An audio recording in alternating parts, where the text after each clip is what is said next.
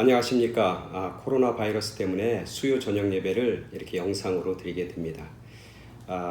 부활절 이후에 다섯 번째 이렇게 영상으로 말씀을 함께 나눕니다.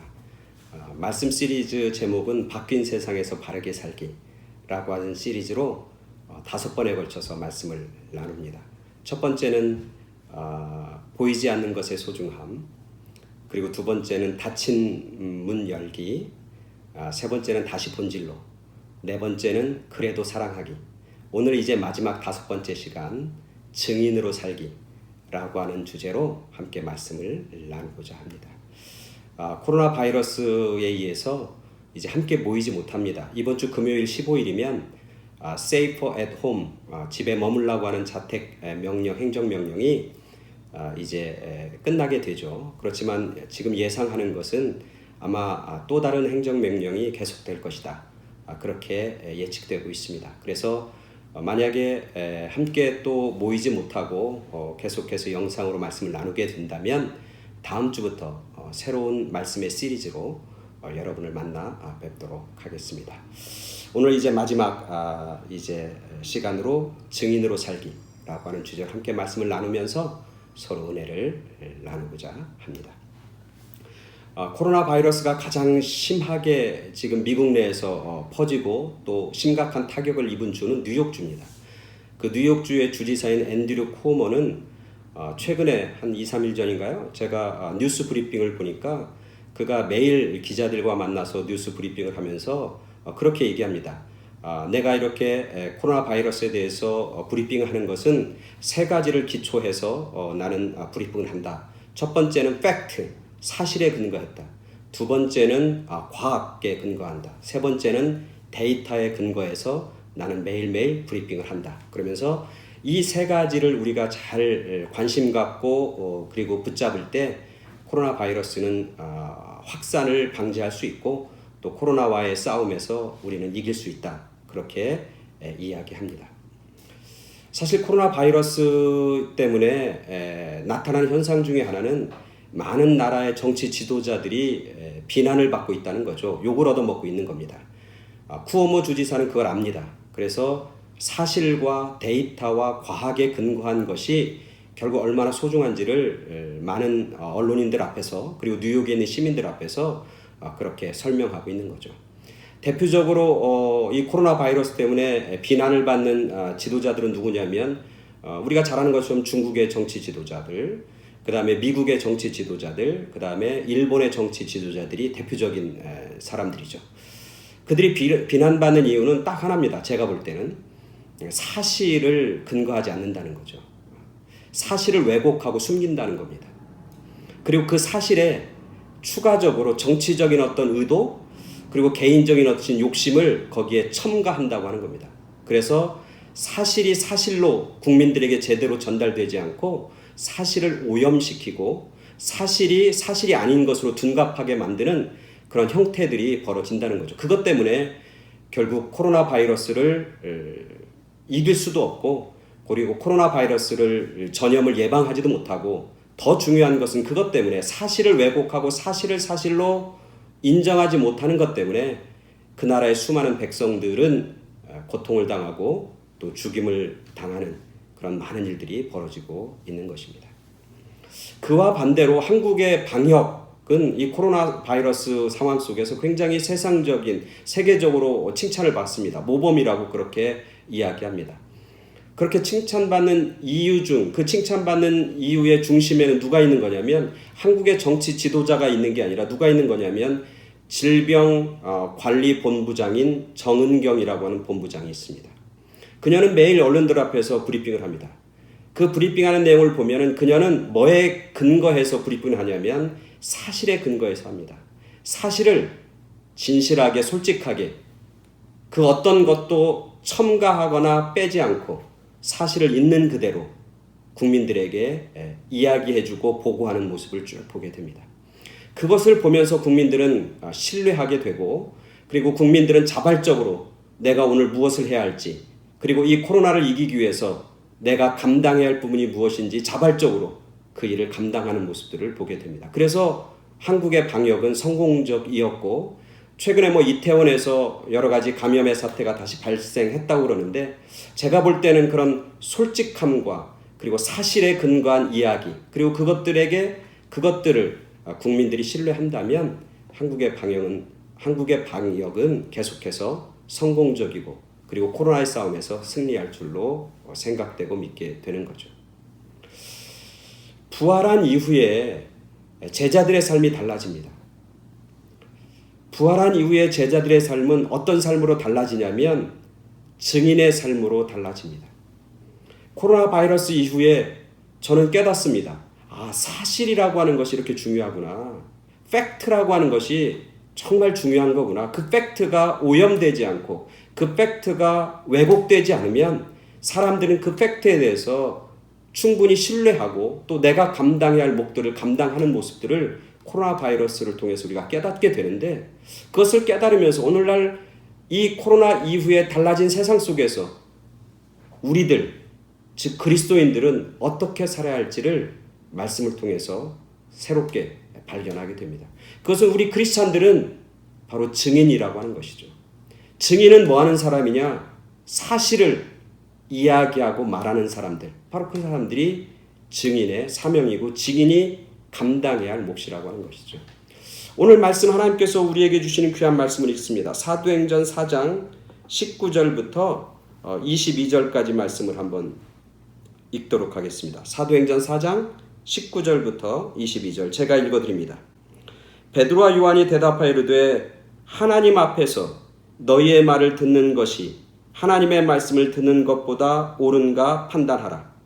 우리는 보고 들은 것을 말하지 아니할 수 없다 하니 관리들이 백성들 때문에 그들을 어떻게 처벌할지 방법을 찾지 못하고 다시 위협하여 놓아주었으니 이는 모든 사람이 그 된 일을 보고 하나님께 영광을 돌림이라. 이 표적으로 병 나은 사람은 40여 세나 되었더라. 오늘 말씀 속에서 저에게 주시는 그런 하나님의 음성은 뭐냐면 4장 20절에 우리가 보고 들은 것을 말하지 아니할 수 없다. 다른 얘기로 하면 내가 보고 들은 사실, 그 사실을 나는 있는 그대로 말할 수밖에 없다. 이게 나의 사명이고 이게 나의 책임이다. 그렇게 오늘 베드로와 요한은 이야기하고 있는 것이죠. 다른 이야기를 하면 자기들이 누구라는 거예요? 증인이라고 하는 거예요. 누구의 증인? 예수님의 증인.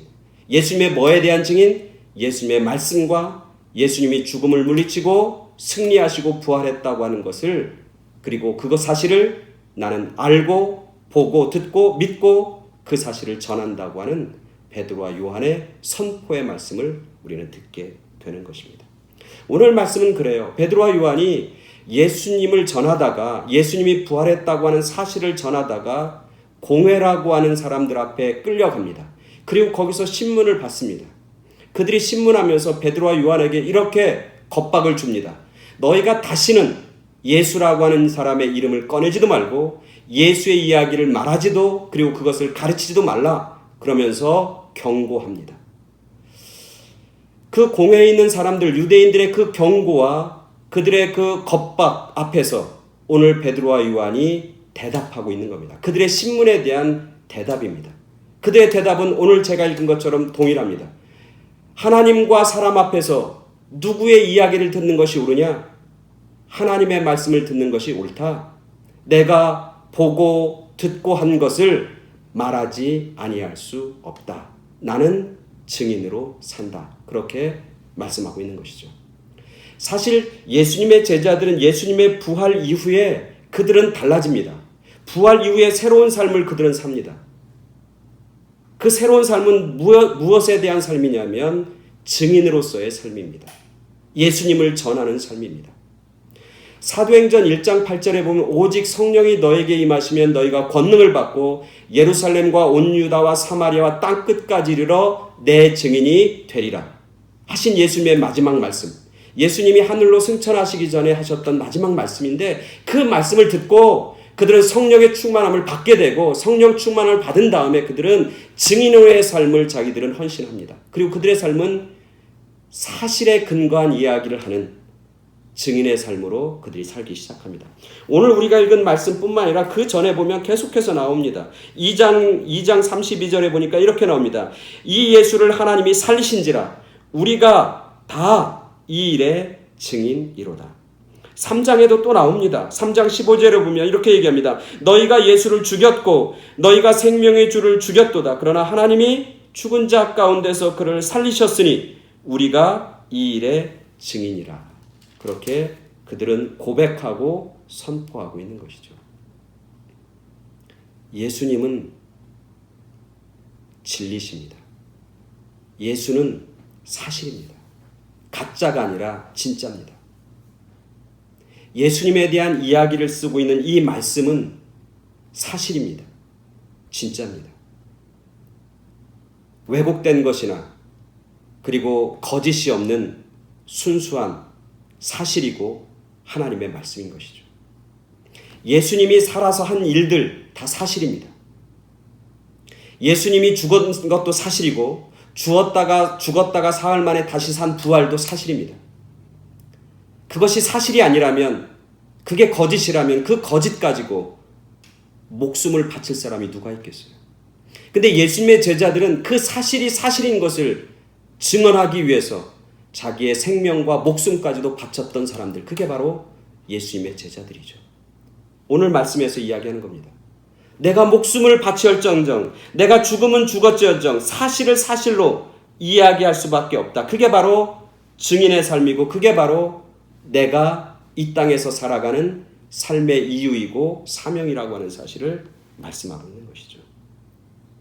코로나 바이러스 이후에 바뀌어진 삶을 우리는 삽니다. 그 전까지는 진짜와 가짜를 구분하지 못했을 수도 있습니다. 무엇이 생명인지 무엇이 본질인지도 발견하지 못하고 그냥 세상이 흘러가는 대로 우리가 살았을지도 모릅니다. 그러나 코로나 바이러스 이후에는 바뀐 세상에서는 우리가 바르게 살아야 합니다. 크리스찬으로서의 정체성을 가지고 살아야 합니다. 그것은 뭐냐면 코로나 바이러스 속에서 우리는 깨닫습니다. 사실이 얼마나 중요한지, 그리고 그 사실을 진실하게 솔직하게 가감없이 전달하는 것이 얼마나 강력한 파워를 가지고 있는지를 발견합니다. 오늘 우리 크리스찬들에게 있어도 사실인 예수, 사실인 예수님의 부활, 사실인 예수님의 생명을 가감없이 솔직하게 전달하는 것, 그게 바로 오늘 우리들에게 맡겨진 사명이고 그 일을 감당하는 것, 그게 오늘을 살고 있는 우리들의 몫이라고 하는 사실을 발견하게 되는 것이죠. 제가 어느 책을 보다가 김성하라고 하는 사람, 이분이 이제 스님인데 이분이 쓴 책을 제가 이렇게 누구를 통해서 이렇게 알게 되었어요. 이 김성하라고 하는 사람은 원래 스님이 아니었습니다. 원래 경북대 수학과를 나왔고 수학교사로 일하다가 삶의 회의를 느끼고 삶의 진리를 찾아야 되겠다, 그런 마음을 갖고 이제 중이 되었습니다. 그가 중이 된 것은 그의 가족이 다 불교 집안이었기 때문에 자연스럽게 진리를 찾기 위해서는 불교, 그리고 불교 중에서 스님이 중이 돼야 된다, 그렇게 생각한 것이죠. 그래서 중이 되고 스님이 돼서 이렇게 불교에 들어가 보니까 불교가 많이 자기가 생각하던 그런 거하고 좀 다른 거예요. 그래서 이 사람이, 김성하라는 사람이 뭘 결단했냐면 진정한 도를 찾기 위한 순수한 불교를 위해서 내가 불교 대학을 만들겠다. 그래서 그가 자기가 가지고 있는 모든 재산을 투자해서 큰 땅을 삽니다. 불교 대학의 대지를 구입하게 되는 거죠. 근데 그 과정 속에서 사기를 당합니다. 사기꾼에 의해서 사기를 당하고 결국 감옥에 가는 신세를 경험하게 되죠. 감옥에 가서 그는 불교 신자니까, 그리고 스님이니까 불경을 읽고 싶어서 간수한테 나 불경을 좀 넣어달라고 그렇게 얘기합니다. 근데 그 감옥에는 아마 불경이 없었는 것 같아요. 그 간수가 뭘 집어넣어주면 불경 대신에 여러분 기도원 협회에서 나온 신약 성경만 있는 조그만 성경책이 있습니다. 그 성경책을 넣어주는 거예요. 나는 스님인데 나는 불경을 읽어야 되는데 왜 성경책을 내주냐고 아무리 컴플레인 했는데도 그 간수는 그것에 대해서 전혀 고려하지 않고 계속해서 신약 성경책을 넣어주는 거예요. 그 성경책을 받아보고 그는 이렇게 생각합니다. 적을 이기려면 적을 알아야지. 내가 기독교인들을 개종시켜서 불교도로 만들려면 기독교의 진리가 뭔지를 내가 알아야 되겠다. 그렇게 생각하고 신약 성경을 읽게 됩니다.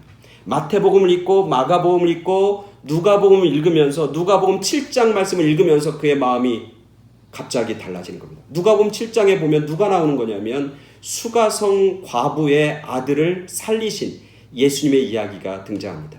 예수님이 수가성 근처를 지나는데 수가성에 행여가 나오는 겁니다.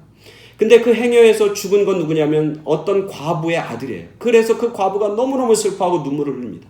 예수님께서 그 여인의 슬퍼하는 것을 보면서 안타깝게 여겨서 그 수가성 여인의 아들을 살려주시는 그런 모습이, 수가성 여인의 아들을 살려준 모습이 누가복음 7장에 나옵니다. 이 스님이 그 누가복음 7장을 읽으면서 불경에 있는 한 대목이 떠오르는 거예요. 김성하라고 하는 스님이. 불경에도 비슷한 이야기가 있는 거예요. 어떤 과부가 아들이 죽었어요. 너무너무 슬픈 거예요. 그래서 누굴 찾아가냐면 부처를 찾아갑니다. 석가모니를 찾아갑니다. 그래서 내 아들, 죽은 아들 좀 살려달라고 그렇게 얘기합니다. 그러니까 석가모니가 뭐라고 얘기하면 이렇게 얘기합니다. 너 동네에 내려가서 각 집안 다니면서 죽음을 경험하지 못한 집, 죽음을 맛보지 못한 집에 물을 가져다가 이 아이를 먹이면 이 아이가 다시 살 거다. 그렇게 얘기합니다.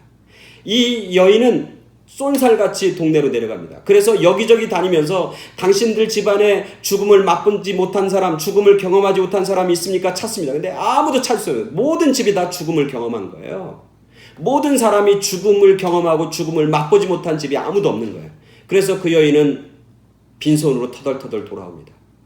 그때 석가가 그녀에게 이야기합니다. 모든 인생은 다 죽는 거라고. 인생은 돌고 도는 거라고. 이 아이가 죽었는데 어쩔 수 없다고. 이 아이가 다음 생에는 좋은 모습, 아름다운 모습으로 환생할 수 있도록 그렇게 기도하고 이 아이를 그냥 죽음을 받아들이라고 그렇게 이야기합니다. 이 김성하라는 스님이 그 두 이야기가 이렇게 오버랩되는 거예요. 그러면서 그가 깨닫는 겁니다. 아, 그렇구나. 생명을 주는 종교, 생명을 주는 진리는 오직 예수밖에 없구나. 오직 말씀밖에 없구나. 그걸 깨닫습니다. 그래서 그가 거기서 말씀을 계속 읽으면서 새로운 사람으로 그가 변하게 됩니다. 그리고 그는 그 감옥에서 나와서 신학교에 가게 되고 그리고 목사가 돼서 정말 사실, 무슨 사실? 예수님이 생명이라는 사실, 예수님이 죽음을 이긴다고 하는 사실, 예수님은 죽음을 뛰어넘는 분이라고 하는 사실, 그리고 말씀이 여전히 살아있어서 사람들에게 생명을 주고 사람들을 변화시킨다고 하는 그 진리를, 그 사실을 증거하고 전하는 그런 귀한 증인의 삶을 지금도 살고 있다고 하는 이야기입니다. 코로나 바이러스를 통해서 우리들은 새로운 세계를 경험합니다. 그 새로운 세계에서 우리는 어떻게 살아야 할지 깨닫습니다. 증인으로 사실을 사실로 인정하고 믿고 그 사실을 다른 사람에게 솔직하게 담백하게 전하는, 어떤 것도 가감하지 않고 사실 그 자체가 파워인 것을 깨닫고 예수님이 사실이고 예수님의 말씀이 사실이고 예수님의 부활이 사실인 것을 고백하면서 선포하는, 오늘 말씀처럼 베드로와 요한이 우리가 보고 들은 것을 말하지 않고는 견딜 수 없다. 우리가 보고 들은 것을 말하지 아니할 수 없다라고 하는 그런 사명, 증인의 사명을 가지고 우리가 살아가는, 그래서 하나님의 말씀을 증거하고 전하는 그들 가운데 내가 세상 끝날까지 너희와 함께 하겠다고 하는 주님의 약속과 축복을 경험하는 사실을 가지고 나도 살고 다른 사람도 살리는 그런 귀하고 거룩하고 복된 삶을 사는 그런 저와 여러분 모두가 되길 간절히 축원합니다. 다음 주 수요일 날 또 뵙도록 하겠습니다. 감사합니다.